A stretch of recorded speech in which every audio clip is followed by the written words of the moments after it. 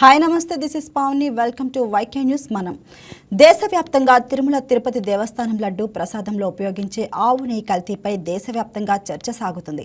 ఏడాదికి 68 లక్షల కేజీల ఆవు నెయ్యి కొనుగోలు చేస్తున్న తిరుమల తిరుపతి దేవస్థానం నెయ్యి నాణ్యతను నిగ్గు తేల్చేందుకు ల్యాబ్ లేకపోవటమే ప్రధాన కారణము. ఇక రాష్ట్రంలో ప్రజల ఆరోగ్యాన్ని కాపాడేందుకు ఏర్పాటు చేసిన ప్రయోగశాల పరిస్థితులు ఎలా ఉన్నాయన్న అంశంపై దృష్టి సారించగా అనేక ఆశ్చర్యకరమైన విషయాలు వెలుగులోకి వచ్చాయి.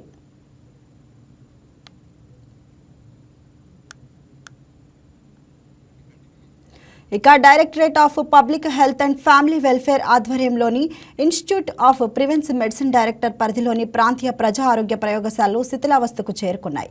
కర్నూలు పరిధిలోని జిల్లా స్థాయి ప్రయోగశాలలు, కడప, తిరుపతి, నంద్యాలలోని ప్రజా ఆరోగ్య ప్రయోగశాలల పరిస్థితి దారుణంగా కనిపిస్తున్నాయి. కడప జిల్లాలోని ప్రజా ఆరోగ్య ప్రయోగశాల అటెండర్కే పరిమితం కాగా, ఇక తిరుపతి ల్యాబ్లో 2, నంద్యాలలో 1 అరాకొర సేవలతో నెట్టుకొస్తున్నారు. నీటి పరీక్షలు, ఆహార పదార్థాల పరీక్షలు, రోగ నిర్ధారణ తదితర సేవలు అందించాల్సిన కర్నూలులో రీజనల్ ల్యాబ్ పరిస్థితి దారుణంగా కనిపిస్తుంది. ప్రభుత్వం వీటిపై దృష్టి సారించకపోతే ప్రజల ఆరోగ్యాన్ని గాలికి వదిలేసినట్లవుతుందన్న వాదన వినిపిస్తుంది.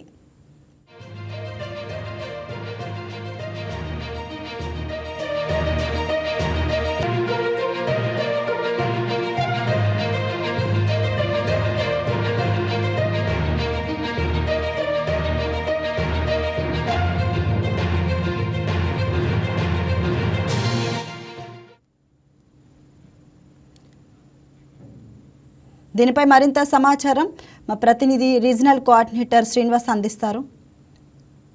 శ్రీనివాస్, చెప్పండి, ఈ కర్నూలు జిల్లాలోని ప్రాంతీయ ప్రజా ఆరోగ్య ప్రయోగశాల ఒకప్పుడు ప్రజలకు అసలు ఎలా ఉపయోగపడేది, అసలు ప్రజెంట్ సిచ్యువేషన్ ఎలా ఉంది?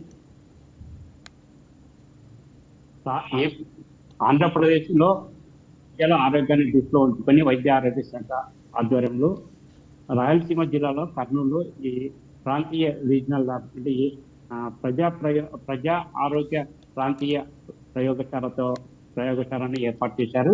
ఈ ప్రయోగశాలలో సంబంధించి ఇటు కడప, తిరుపతి, నంద్యాల ఈ 3 జిల్లాలలో ఉన్నటువంటి ప్రయోగశాలలు కర్నూలు రీజనల్ ల్యాబ్ పరిధిలోకి వస్తాయి.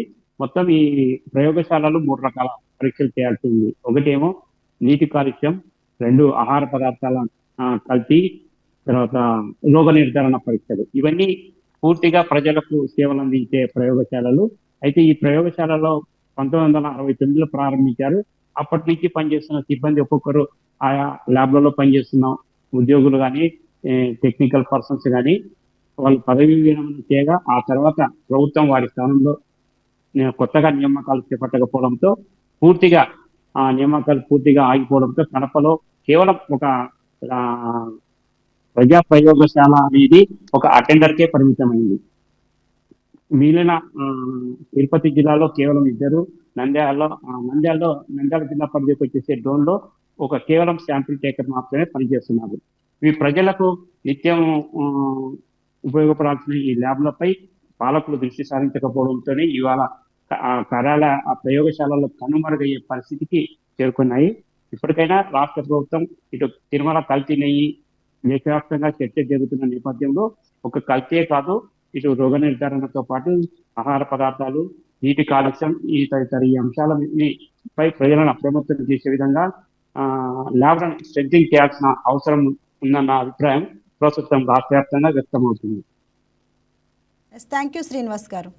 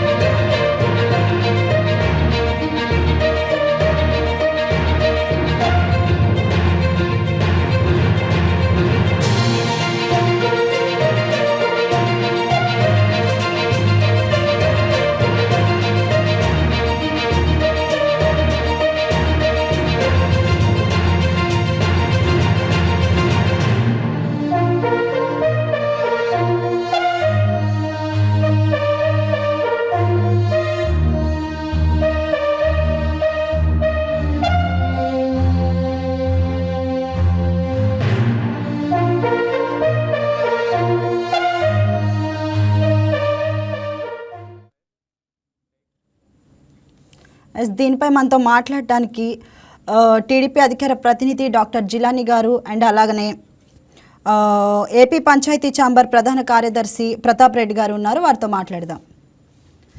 ప్రతాప్ రెడ్డి గారు, అసలు ఈ కర్నూలు జిల్లాలోని ప్రాంతీయ ప్రజా ఆరోగ్య ప్రయోగశాల ఒకప్పుడు ప్రజలకు అసలు ఎలా ఉపయోగపడేది, అసలు ఇప్పుడు ప్రజెంట్ దాని సిచ్యువేషన్ ఏ విధంగా ఉంది? కర్నూలు జిల్లాలో ఉన్నటువంటి ప్రాంతీయ ప్రజా ఆరోగ్యశాల ఏదైతే ఉందో అది రాయలసీమ జిల్లాలో ఉన్నటువంటి దాదాపు 4,000 గ్రామాలకు, అదేవిధంగా తెలంగాణలో ఉన్నటువంటి మహబూబ్నగర్ జిల్లాలకు, అదేవిధంగా కర్ణాటకలో ఉన్నటువంటి బళ్ళారి జిల్లాకి, ఇటు రాయచూరు జిల్లాలకు, అంటే దాదాపు దగ్గర 10 జిల్లాలకి సేవలు అందించినటువంటి ఈ రీజనల్ ల్యాబ్. కర్నూలు హాస్పిటల్ అంటేనే దాదాపు చుట్టుముట్టు హైదరాబాద్ మినహా, ఇక్కడ హైదరాబాద్ నుంచి 100 కిలోమీటర్ల నుంచి యువతల, ఇట్లా బళ్ళారి, ఇట్లా రాయచూరు, ఇట్లా అనంతపూరు, కడప, చిత్తూరు, అంటే ఈ చుట్టుముట్టు అన్ని జిల్లాలకి కర్నూలు ఆసుపత్రి ఒకప్పుడు ప్రధానమైనటువంటి హాస్పిటల్. ఇది మెడికల్ కాలేజ్ కూడా ఈ రోజు కర్నూలులో ఉన్నటువంటి మెడికల్ కాలేజే అత్యంత పెద్దదైనటువంటి మెడికల్ కాలేజ్ కర్నూలులో ఉంది. దాంట్లో ఉన్నటువంటి ల్యాబ్ ఏదైతే ఉందో దాదాపు 1969వ సంవత్సరంలోనే ఆ ల్యాబ్ అప్పుడు ప్రజలకు విశేషమైనటువంటి సేవలు అందించినటువంటి ఆ ల్యాబ్ లో దాదాపు ఒక 30 మంది సిబ్బంది ఉండాల్సింది. టెక్నికల్ సిబ్బంది అయితేనేమి, తర్వాత వివిధ డిపార్ట్మెంట్లకు సంబంధించినటువంటి సిబ్బంది ఎవరైతే ఉన్నారో వాళ్ళందరూ కూడా అప్పుడు రిక్రూట్ అయినటువంటి సిబ్బంది ఎవరైతే ఉన్నారో వాళ్ళందరూ ఈ రోజు క్రమేణా రిటైర్ అయిపోతూ ఉండడంతో కొత్త సిబ్బందిని నియమించకపోవడంతో ఆ ల్యాబ్ లో ఎటువంటి పరీక్షలు జరుగుతలేదు. నామమాత్రంగా కొన్ని టీమ్ పరీక్షలు, తర్వాత చిన్న పరీక్షలు మాత్రమే జరుగుతున్నాయి. కానీ ఈరోజు గ్రామాల్లో ఫ్లోరైడ్ వాటర్ ఉంది, తర్వాత ఎన్ని రకాలైనటువంటి కొత్త ఆహార పదార్థాలు వస్తున్నాయి. ఇటువంటి ఈ ఆహార పదార్థాలలో కలిపేటువంటి ఏదైతే నూనె, వంట నూనె ఏదో కలర్ వేసి మధ్య వండుతున్నారు, ఇటువంటి అన్ని పరీక్షలకు ఉన్నటువంటి ల్యాబ్ మీదనే ఈరోజు ప్రభుత్వాలు, ఈ ప్రభుత్వం ఆ ప్రభుత్వాన్ని ఎట్టి పరిస్థితుల్లో చెప్పను కానీ అన్ని ప్రభుత్వాలు దీనిని పూర్తిగా నిర్లక్ష్యం చేసినాయి. కాబట్టి మేము ఒకటే, ఈ ప్రాంత వాసులుగా మేము ఒకటే డిమాండ్ చేస్తున్నాం, వెంటనే ఈ ల్యాబ్ ని పునరుద్ధరించండి, సిబ్బందిని నియమించండి, ఈ ప్రాంత ప్రజల యొక్క ఆరోగ్యాన్ని రక్షించండి. కాబట్టి దయచేసి గౌరవ హెల్త్ మినిస్టర్ సత్యకుమార్ గారు అయితేనేమి, ముఖ్యమంత్రి చంద్రబాబు నాయుడు గారు అయితేనేమి, అవసరమైతే వారి దృష్టికి కూడా మేము వెళ్ళి కలుస్తాం. ఎట్టి పరిస్థితుల్లో ఈ మధ్య కాలంలో ఈ కల్తీ గురించి ఎక్కువ స్ప్రెడ్ అయింది, ప్రజల్లో లేనిపోని భయాందోళనలు క్రియేట్ అవుతున్నాయి. ఆరోగ్యమే మహాభాగ్యం, ఆరోగ్యాన్ని మించింది ఏమి లేదు. కాబట్టి అటువంటి ఆరోగ్యాన్ని కూడా అందించాలని పరిస్థితుల్లో ఈరోజు రాష్ట్ర ప్రభుత్వాలు, కేంద్ర ప్రభుత్వాలు ఉన్నాయంటే చాలా సిగ్గుచేటు అనిపిస్తుంది ఇంత ఆధునిక వ్యవస్థలో. కాబట్టి వెంటనే మేము కేంద్ర రాష్ట్ర ప్రభుత్వం డిమాండ్ చేస్తున్నాం, వెంటనే కర్నూలులో ఉన్నటువంటి రీజనల్ ల్యాబొరేటరీని పునరుద్ధరించాలి, కొత్త ఎక్విప్మెంట్స్ పెట్టాలి, సిబ్బందిని వెంటనే నియమించాలి. ఎంతమంది సిబ్బంది అవసరమైతే ఇంకా ఎక్కువ సిబ్బందిని కూడా తీసుకొని ప్రజల ఆరోగ్యం విషయంలో ఖచ్చితంగా జాగ్రత్తలు తీసుకోవాలి. ఇంకో విషయం ఏంటంటే అమ్మా, ఇప్పుడు తిరుమల లడ్డు విషయంలో అశ్రద్ధకు గురి కావడానికి కారణం ఏంటి? కేవలం మనకి సరైన ల్యాబ్ లేకపోవడం. ఏ రోజు వచ్చినటువంటి ఆ రోజు ల్యాబ్ టెస్ట్ చేసి మనం తీసుకుంటే ఈ రోజు ఇంత అపవిత్రం జరిగింది కాదు, ఇంత అపచారం కూడా జరిగింది ఖచ్చితంగా. కాబట్టి ఇప్పటికైనా మేలుకోవాలని మేము సూచన చేస్తున్నాం, డిమాండ్ చేస్తున్నాం. ఎట్టి పరిస్థితుల్లో మన దగ్గర డబ్బులు లేక కాదు, ఇంత దూరం కూడా అవసరం లేదు, రాష్ట్ర ప్రభుత్వంతో కూడా పర్లేదు. వెంకటేశ్వర స్వామి నమో వెంకటేశ్వర అంటే ఆయన దగ్గర ఉన్న డబ్బులే చాలమ్మా. ఈ రాష్ట్రంలో ఉన్న ప్రజల ఆరోగ్యం అంతా కాపాడి ల్యాబ్ల కోసం వెంకటేశ్వర స్వామి టీటీడీ వాళ్ళే బ్రహ్మాండంగా రాష్ట్రం అంతా ల్యాబ్లు ఏర్పాటు చేసి ప్రజల ఆరోగ్యానికి కావాల్సినటువంటి సూచనలు, సలహాలు ఎప్పటికప్పుడు టెస్ట్ చేసి గ్రామాల్లో ఉన్నటువంటి ఫ్లోరైడ్ టెస్ట్ చేయొచ్చు, హోటల్స్ లో ఏదైతే పరికరాలు వాడుతున్నాయో అవన్నీ టెస్ట్ చేసుకుంటే వెళ్ళొచ్చు. అంతేకాకుండా రకరకాల టెస్టులు ఇవి ఏవైతే ఉన్నాయో అవన్నీ కూడా ఖచ్చితంగా టెస్ట్ చేసి ప్రజలకు అందించాలని చెప్పి మేము డిమాండ్ చేస్తాం. ఎస్ ప్రతాప్ రెడ్డి గారు అండ్ జిలానీ గారు, ఇప్పుడు మనం చూసుకుంటే మీరు టీడీపీ అధికార ప్రతినిధి కాకుండానే డాక్టర్, మీరు యాజ్ ఎ డాక్టర్గా అసలు మీరు మీరు చెప్పండి, కడప జిల్లాలో ప్రజారోగ్య ప్రయోగశాలలో అసలు ఉండాల్సిన సంఖ్య మినిమం అంటే 4 టెక్నీషియన్స్ అన్నా ఉండాలి ఖచ్చితంగా. అలా కాకుండా ఒక్క అటెండర్తోనే అది కొనసాగుతుంది అనే దాన్ని మనం ఏ విధంగా చూడొచ్చు అంటారు? అసలు అంటే ఆ ల్యాబ్ ఉన్నట్లా లేనట్లా అసలు ప్రజలకి ఎలా ఉపయోగపడుతుంది అంటారు ఇది? నమస్కారం అండి. నమస్తే. ప్రజా సమస్యల పైన ఈరోజు వైకే టీవీలో చర్చ రావడం నిజంగా అభినందనీయము. అదే విధంగా ప్రజలకు అవగాహన కల్పించాలి, అధికారుల దృష్టిని సారించాలనే ఉద్దేశంతో ఈ చర్చ చేయడం అనేది సంతోషదాయకం. ఇంకా విషయానికి వస్తే ప్రజా ఆరోగ్యం, అదే విధంగా సమాజంలోని ప్రజల యొక్క ఆరోగ్య రక్షణ బాధ్యత అనేది ప్రభుత్వానికి. అదే విధంగా నీటి కలుషితమైందా లేకుంటే ఆహార పదార్థాల్లో నాణ్యత లోపించిందా, ఇవన్నీ కూడా విశ్లేషించి విచారించి నివారించే బాధ్యత సంపూర్ణంగా అధికారిక యంత్రాంగం పైన ఉంటుంది. కానీ దురదృష్టం ఏమిటంటే గత 5 సంవత్సరాల ఈ వైఎస్ఆర్ కాంగ్రెస్ పార్టీ ప్రభుత్వం యొక్క ఆగడాల వల్ల, అనాలోచితమైన నిర్ణయాల వల్ల, అసమర్థతమైన పాలన వల్ల ఈ వ్యవస్థలన్నీ కూడా నిర్వీర్యమైపోయాయి. కాబట్టి ఆ దురాగతి ఫలితమే ఈ రోజు ఈ విధంగా ప్రజా ఆరోగ్య ప్రయోగశాల యొక్క దుస్థితికి మూల కారణము ఆ రోజు ఈ యొక్క వైఎస్ఆర్ కాంగ్రెస్ ప్రభుత్వం తీసుకున్న అనాలోచితమైన నిర్ణయాలు. జిల్లాలు పునర్విభజన చేసి సరైన వసతులు కల్పించకుండా, సరైన నియామకాలు చేయకుండా, నిధులు కేటాయించకుండా ఈ విధంగా వ్యవస్థలన్నింటినీ కూడా నీరు గార్చింది, నిర్వీర్యం చేసింది. అందులో భాగమే ఈ రోజు ఈ ఆరోగ్య కేంద్రాల యొక్క దుస్థితి. కాబట్టి దీన్ని త్వరగతిన ప్రభుత్వము దృష్టి సాధించాలని చెప్పి ఖచ్చితంగా మేము కూడా కోరుకుంటున్నాం. ఈ రోజు మనం కూటమి ప్రభుత్వం చూసుకుంటే ఒక్కొక్కటిగా ఏదైతే వ్యవస్థలన్నీ కూడా కుప్పకూలిపోయాయో, భ్రష్టు పడిపోయాయో ఒక్కొక్కటిగా నిర్మించుకుంటూ పునరుద్ధరించుకుంటూ కూటమి ప్రభుత్వం ముందుకెళ్తా ఉంది. ఖచ్చితంగా ఈ వంతు కూడా వస్తోంది. ఈ ప్రజా ఆరోగ్య ప్రయోగశాల కేంద్రాలు ఏదైతే ఉన్నాయో దాన్ని ఖచ్చితంగా పునరుద్ధరిస్తాము.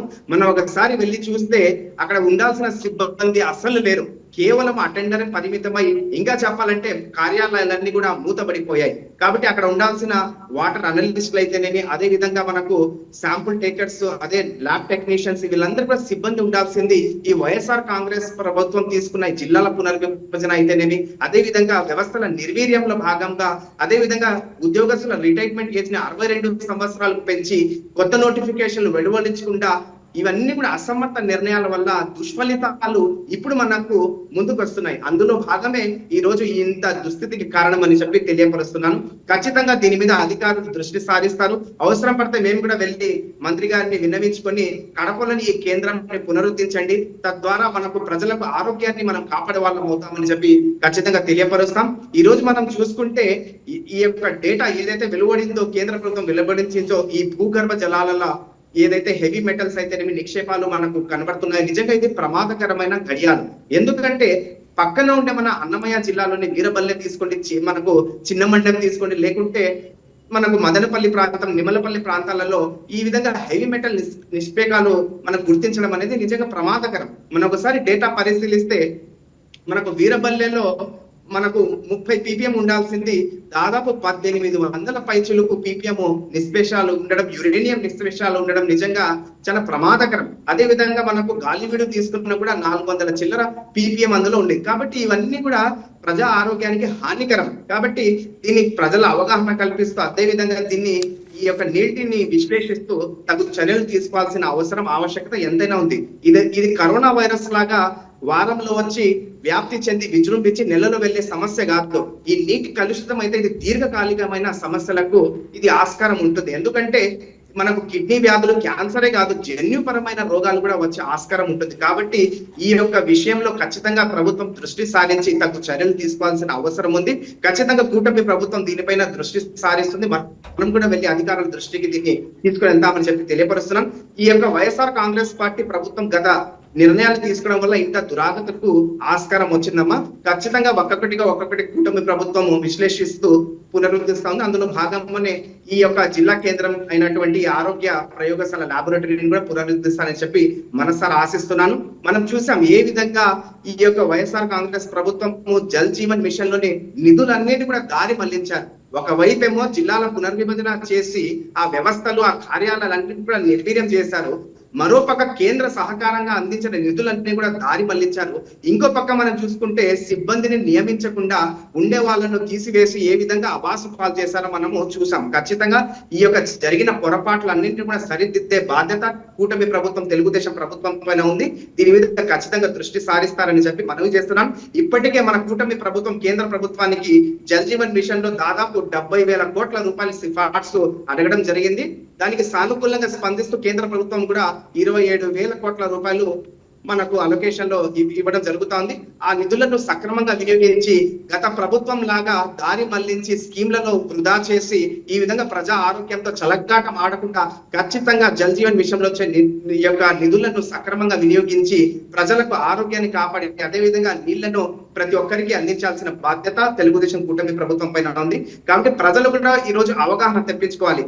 ఎక్కడో నిష్పేకాలు వచ్చాయి కదా, ఎక్కడో మనకు అది కనబడ్డాయి కదా, ఎక్కడో అన్నమయ్య జిల్లా ఎక్కడో అనుకుంటే మనం పొరబడినట్టు. మనం ఎక్కడో అపార్ట్మెంట్ లో ఉన్నాము, మన ట్యాంకర్ల నుంచి నీళ్ళు వస్తున్నాయి, మనం మినరల్ వాటర్ తాగుతున్నాం, మనకేం అవ్వద్దు అని అనుకుంటే చాలా మనము పొరబడినట్టు. ఎందుకంటే మారుతున్న ఈ యొక్క కాలాగుణంగా మనం చూసుకుంటే నదుల అనుసంధానం జరుగుతోంది. గోదావరి నీళ్లు మనకు కృష్ణాలు కల్పిస్తున్నారు, కృష్ణా నీళ్లు మనకు పెన్నాలు కలుపుతున్నారు. కాబట్టి సహజంగా కెమికల్ ప్రాపర్టీస్ అనేవి చేంజ్ అవుతాయి. కాబట్టి మన వాడకం చూసుకుంటే మనము ఈ యొక్క కూరగాయలు కడగడం దగ్గర నుంచి మనకు ఈ యొక్క ఫుడ్ ఉడకడం దాకా ప్రతి చోట మనం కూడా కుళాయి నీళ్లు మనము వాడుతున్నాం. కాబట్టి ఎక్కడ ఏ ప్రమాదం సంభవించిన ఎక్కడ ఈ యురేనియం, ఈ యొక్క ఫ్లోరిన్, ఈ యొక్క నిష్పేషాలు ఉన్నా కూడా అవన్నీ కూడా మన దగ్గర కూడా వచ్చే ప్రమాదం ఉంటుంది. ఖచ్చితంగా జిల్లా సిబ్బంది అదేవిధంగా జిల్లా అధికార యంత్రాంగం ఎక్కడికక్కడ రిజర్వాయర్ల దగ్గర అదేవిధంగా ట్యాంకర్ల దగ్గర అదేవిధంగా నదుల దగ్గర ఖచ్చితంగా ఈ యొక్క శాంపుల్స్ ని సేకరించి టెస్టింగ్ చేసి తగు చర్యలు తీసుకోవాల్సిన అవసరం ఉంది. ఖచ్చితంగా కూటమి ప్రభుత్వం కట్టుబడి ఉంది. ఖచ్చితంగా ప్రజల ఆరోగ్యాన్ని ప్రప్రథమ లక్ష్యంగా తీసుకొని ముందుకు వెళ్తామని చెప్పి ఆశాభావం వ్యక్తపరుస్తున్నానమ్మా. Okay sir. సో అండ్ ఈ డిస్కషన్లో జాయిన్ అవ్వడానికి మరొకరు సిపిఐ జిల్లా ప్రధాన కార్యదర్శి రంగనాయకులు గారు కూడా ఉన్నారు. వారితో మాట్లాడదాం ఫోన్ ఇన్ ద్వారా. రంగనాయకులు గారు చెప్పండి, అసలు ఈ ఆరోగ్య ప్రయోగశాల అసలు సిచ్యువేషన్ ఏ విధంగా ఉంది ప్రజెంట్? అసలు ఎటువంటి ఫెసిలిటీస్ ఉంటే బాగుంటుంది అంటారు? మేడం నమస్తే. మేడం నమస్తే అండి.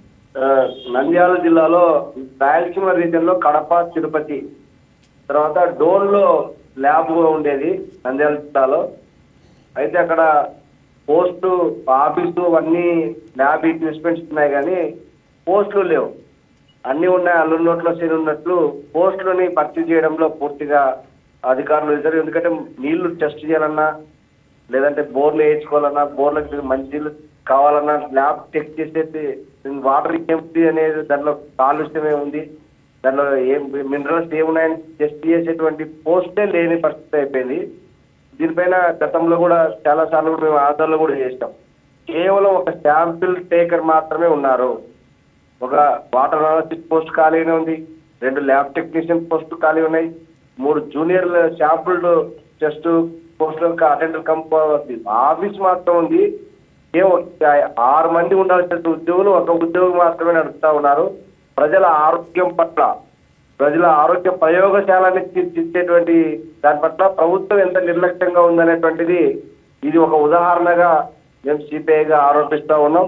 ఈరోజు ఇంత దుర్మార్గంగా ఎక్కడ కూడా ఆఫీసు నుండి పోస్టు భర్తీ చేయడం వల్ల కూడా ఇప్పటికే కూటమి ప్రభుత్వం వస్తే మేము వేలాది కొన్న పోస్టులు ఖాళీ ఉన్నాయి, దాన్ని భర్తీ చేస్తాం, జాబ్ క్యాలెండర్ విడుదల చేస్తామని చెప్పి ప్రభుత్వం చెప్పింది.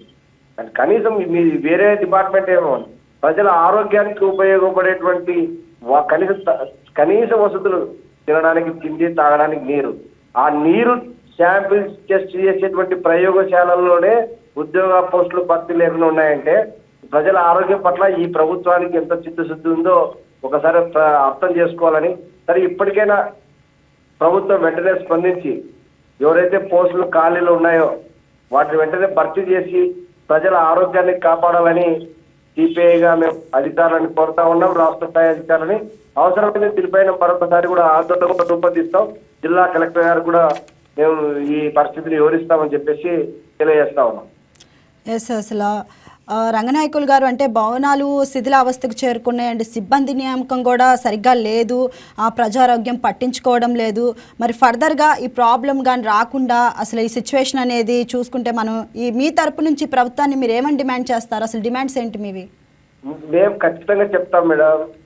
ఈరోజు ప్రభుత్వం మేము కనీసం వసతులు కల్పిస్తాం, లేదా గత వైఎస్ఆర్ పార్టీ గవర్నమెంట్ చాలా పోస్టులు భర్తీ చేయలేదు. ఇవన్నీ కూడా ప్రజలకు కనీసమైనటువంటి ప్రజల ఆరోగ్యం సంబంధించి కానీ, లేదా నీటి తాగునీటి అవసరాలు వస్తుంది కానీ, లేదా రైతులకు సంబంధించినటువంటి బోర్లు వేసినటువంటి వాటర్ కంటెంట్ కానీ ఇవన్నీ చేయకుండా, కనీస అవసరాలు తీర్చుకోకుండా ప్రభుత్వం పెద్ద పెద్ద సచివాలయాలు, పెద్ద పెద్ద బిల్డింగ్లు కడతాం, లక్షల కోట్ల రూపాయలు అప్పులు తీసుకొచ్చి ఎక్కడ వృధా చేస్తున్నారో అర్థం కావట్లేదు. కాబట్టి తక్షణం మినిమం ఈ రోజు రాయలసీమ రీజియన్ లో కేవలం మూడు ఒకటి కడప, తిరుపతి, నంద్యాల జిల్లాలో డోన్ మినరల్స్ ఉన్నటువంటి ప్రాంతం, ఎక్కువగా కూడా ఫ్లోరైడ్ కంటెంట్ ఉన్నటువంటి ప్రాంతం డోన్ ప్రాంతం. ఆ ప్రాంతంలో నీళ్లు టెస్ట్ చేసేటువంటి పరిస్థితి కూడా వాళ్ళకి కల్పించే ఉద్యోగాలు కూడా పరిస్థితి చేయకపోవడం అంటే ఎంత ప్రభుత్వం తీసుకెళ్ళింది. కాబట్టి ప్రభుత్వం ఆలోచన చేయాలి, అవసరమైతే ఆందోళన కూడా చేపడతామని తెలియజేస్తా ఉంది. సార్ జిలానీ గారు మీరేమంటారు రంగనాయకులు గారు చెప్పిన విధానం చూస్తే? ఖచ్చితంగా గత ప్రభుత్వం చేసిన ఆగడాల అదేవిధంగా అసమర్థ పాలన యొక్క దుష్ఫలితమే ఈ రోజు ఈ యొక్క సమస్యలన్నీ కూడా వెలుగులోకి వస్తున్నాయి. ఒక్కొక్కటిగా కూటమి ప్రభుత్వం సరి చేసుకుని వస్తుంది. దీని వంతు కూడా ఖచ్చితంగా త్వరలో రాబోతా ఉంది. మేము కూడా మంత్రి యొక్క దృష్టికి ఇది యొక్క తీసుకుని వెళ్తాము, సిఫార్సు చేస్తాము. కడపలో ఉన్న ఈ యొక్క దురాగతిని విశ్లేషించి మనము ఖచ్చితంగా దాన్ని వివరిస్తాము.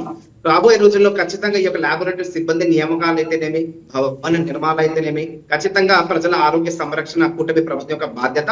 అదే విధంగా ముందుకెళ్తామని చెప్పి ఈ సందర్భంగా తెలియపరుస్తున్నాం. అదే విధంగా మనం చూస్తున్నాం ఏ విధంగా ఈ యొక్క తిరుపతి లడ్డు విషయంలో పరిణామాలు చోటు చేసుకుంటున్నాయి.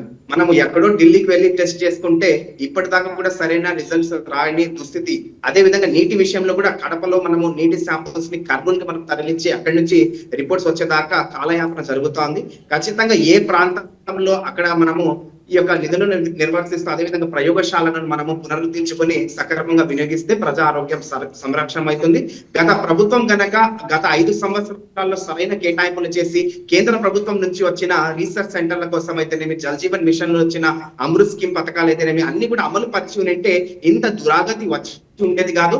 కానీ కేవలము సంక్షేమమే పరామావధిగా ఈ యొక్క ప్రజలకు డబ్బులు ఇవ్వాలి, ఒక చిట్టి వ్యాపారంలో ఒక కిరాణా స్టోర్ లా గత ప్రభుత్వం నడిచింది. కాబట్టి ప్రజల ఆరోగ్యాన్ని గాలికి వదిలేసిన వైనంతోనే ఈ రోజు ఈ సంఘటనలన్నీ కూడా వెలుగులోకి వస్తున్నాయి. ఖచ్చితంగా దీని యొక్క కూటమి ప్రభుత్వం యొక్క బాధ్యత ప్రజా ఆరోగ్యాన్ని సంరక్షించడం.